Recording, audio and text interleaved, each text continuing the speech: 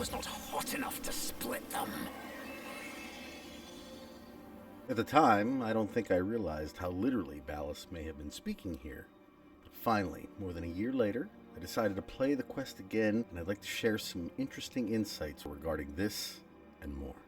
So, welcome back. I missed you. Hey all, Siege here, and today, well, I'm just really excited to be speaking in front of you with something I want to discuss again regarding an aspect of the new war that had blurred my full understanding of the quest so much that I never really felt confident speaking about it in any high-level capacity. Until now, that is.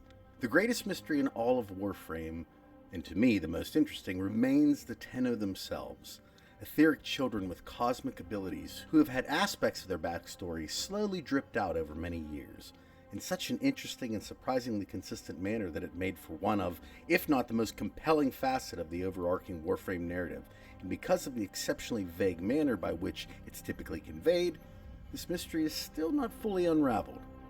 From the initial reveal of the Tenno being separate from the Warframes and the interesting connection between them, to the man in the wall and the bargain he rather forcefully offered, turning out to be the explanation for our powers. Well, more so an explanation for when we got our powers and who or what actually gave them to us. But it doesn't really explain what happens in the moment we are imbued with our gift.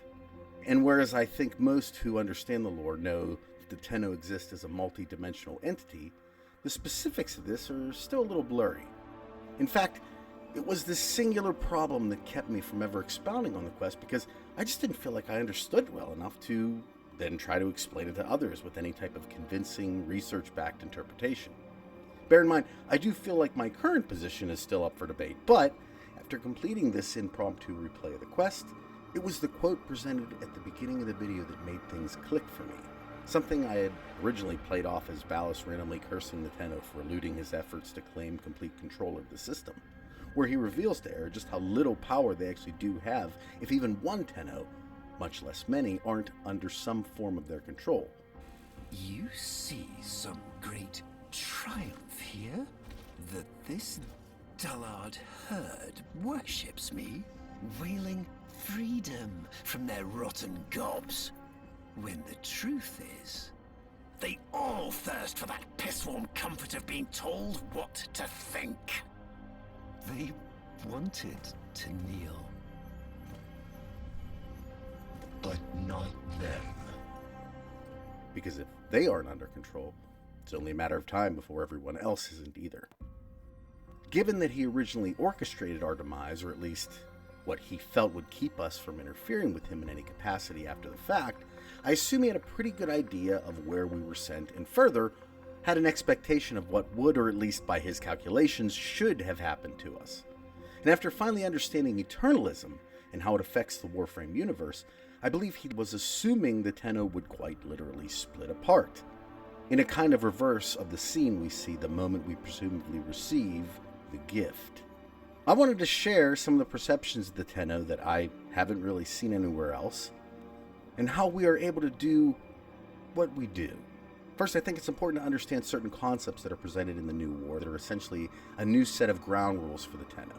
During the infamous trip the Zariman 10-0 took in search of a new world to colonize and rebirth the Orican civilization, the ship itself is thrust into the void and potentially, as Ballas describes it, hell.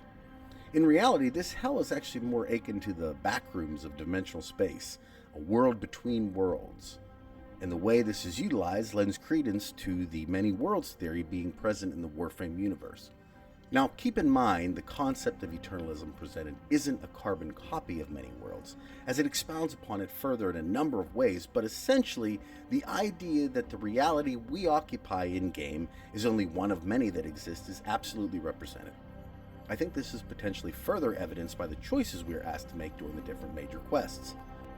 When we get the explanation of Eternalism, we actually see an example given in Quest. The question regarding the fates of the two parents based on a singular choice, with two buttons, one that will release the mother, but flood the father's chamber with radiation and vice versa.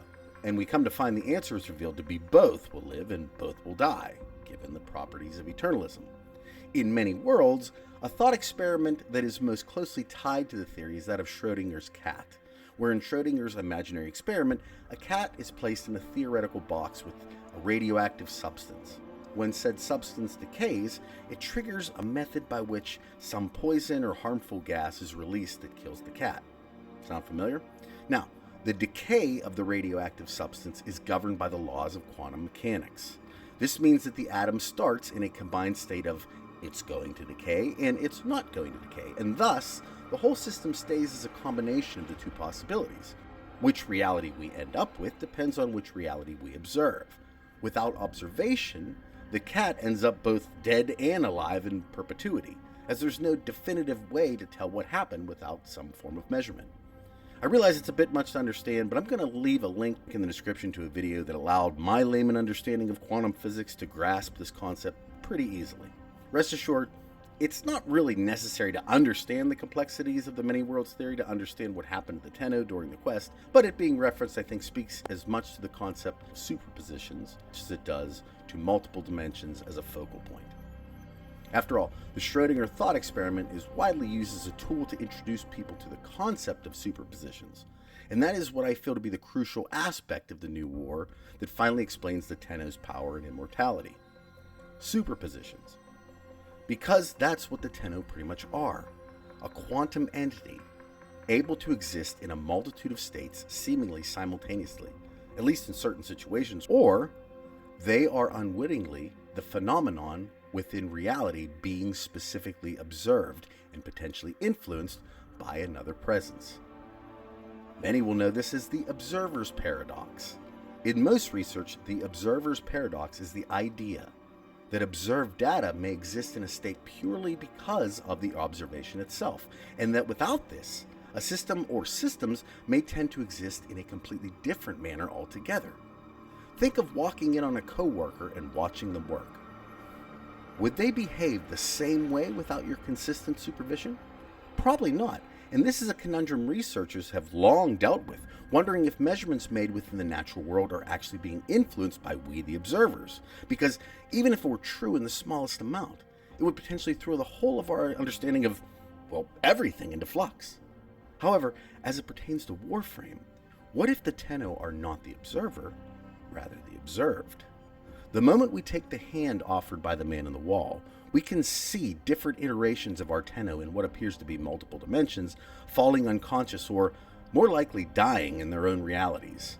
Replacing the many measured, or rather observed Tenno across the multiverse and instead transforming them into a being that now exists in a superposition state. What if the void entangles itself within specific observable points in reality, and in our case decided to not only observe the Tenno, but potentially intervene and influence our system to enact an outcome, or rather, many outcomes? It's not like this concept is hard to see, you just have to look with the right eye. In an older video, I introduced the concept that the Warframe universe may have its own sentience, and I still believe that to be the man in the wall. This reality or set of realities has its own intelligent agenda that seems intertwined or to have intertwined itself with the Tenno specifically. It's the reason the Tenno are able to cheat death each time they're killed. They are continuing to exist in the reality where they live, shedding every reality they will eventually die in. Specifically, I think what we're seeing in this scene. Eternalism would allow the man in the wall to have already viewed our entire journey, potentially saving us from every encounter we're going to ultimately fail in, and why? Because this is specifically what he wants. He appears to have joined the entirety of all the Tenno, of all the multiverses together into this one soul. Kind of like the movie The One with Jet Li. Have you seen it? I think the Tenno are the One, his specific link to this reality. When we made that fateful handshake, he took exactly what he said he would, our light, which I think is the children's innocence. In return, he's obviously kept his side of the bargain. And I don't think he's just talking about the Tenno on the Zeraman either.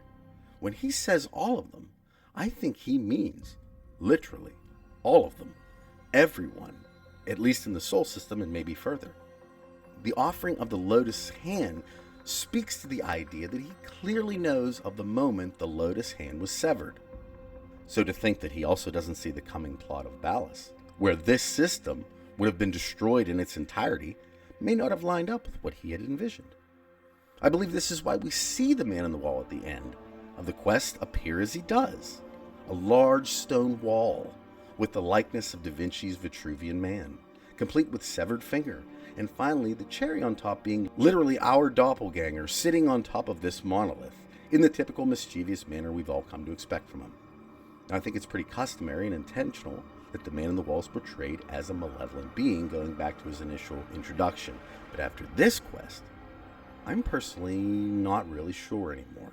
I don't know if I'm willing to go as far as to say that he exists as what one might consider a good guy, but let me postulate another potential perspective on the man on the wall. Imagine the universe is conscious, but exists on such a macro level that the whims and woes of its individual inhabitants, which number in the billions or trillions or even more, are never really acknowledged. Do you know what each of your individual cells in your body are doing right now? Well, maybe he doesn't either, but then one individual amongst these trillions is able to actually pierce the veil between worlds in such a way that intrigues the universe enough to engage with it. From that point, the future of everything changed. Not because of the man on the wall, mind you, but because of one Albrecht Intrati.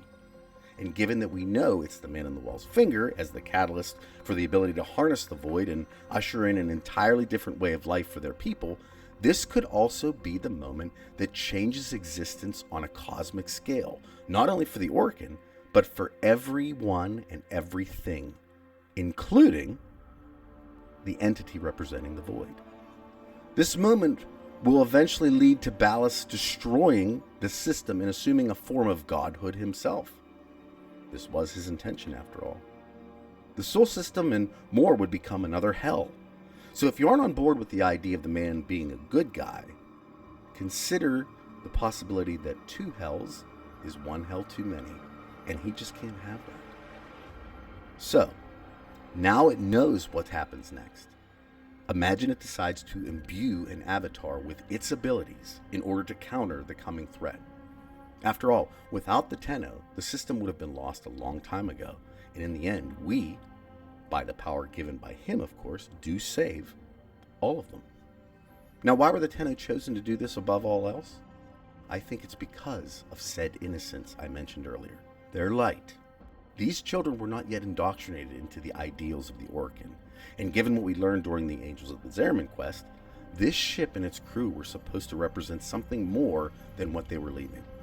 They were attempting to embody the good of their species, and they wanted to be different, and the Tenno were taught those values as well.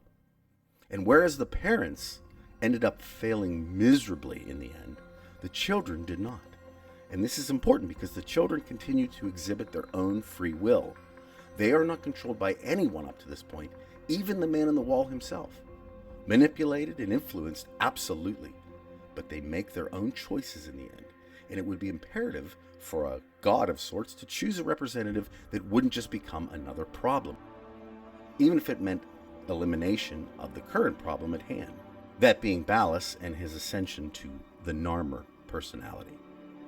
I think this is why the man appears as he does at the end.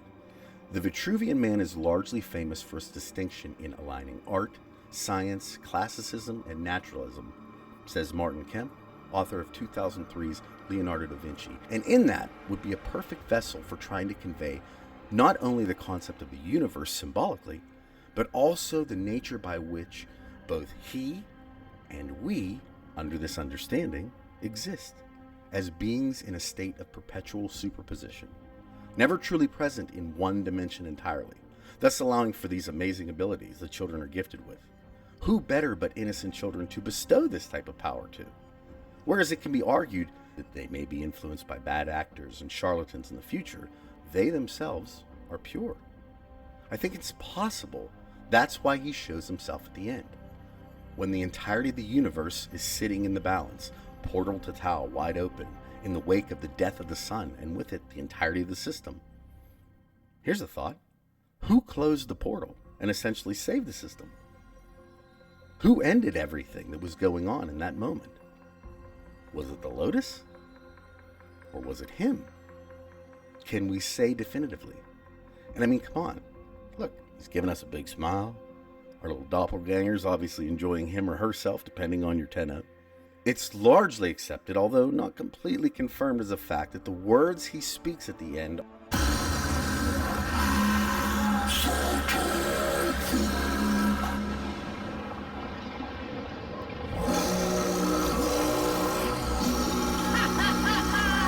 are the Requiem words Ul, Ris, Zata, Vom, Kra, and Lok.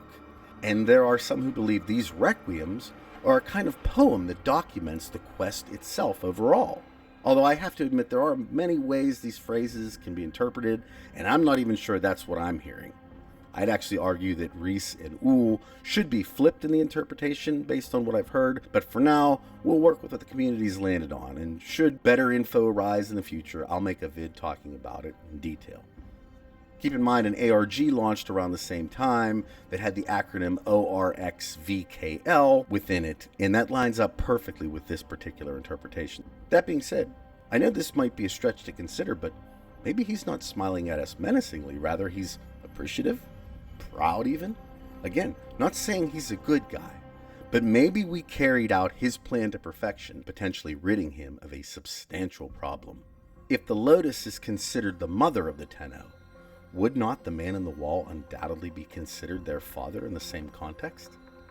It's just a thought, and one I will dig deeper into for a future video, but I think it's really interesting that so long after the quest there are so many lingering questions, things I will be diving headlong into moving forward. So just wanted to say I appreciate you all coming back and enjoying another video with me, and it got you thinking a bit about how much is still unknown from the New War, with Revelations and the Duviri Paradox and Angels of Zeraman only adding to it. I feel like we're just scratching the surface and may uncover some really exciting and even disturbing information in the future. Should be a good time. At any rate, I hope you all have a wonderful day today, a wonderful rest of your week, and I'll talk at you in the next one. Bye.